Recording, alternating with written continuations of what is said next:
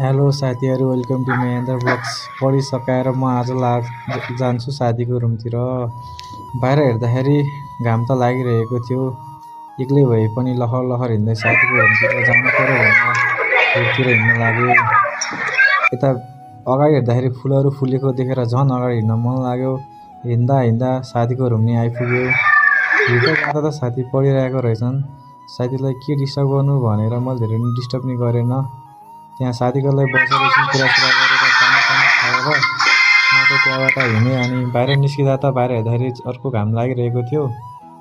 त्यही पनि पोखरीतिर जानु पर्यो भनेर त्यहाँ बाटोमा हिँड्दा हिँड्दा अगाडि एउटा काग भेटियो। त्यहाँबाट हिँड्दाखेरि पोखरी आइपुग्दा त मान्छेहरू कोही नि थिएन, यताउति हिँडिरहेको थियो। पोखरीमा अब कोही मान्छे नि थिएन, सुनसान थियो।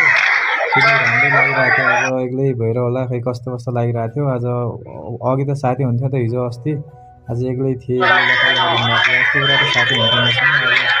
अनि माछा नि हेरियो।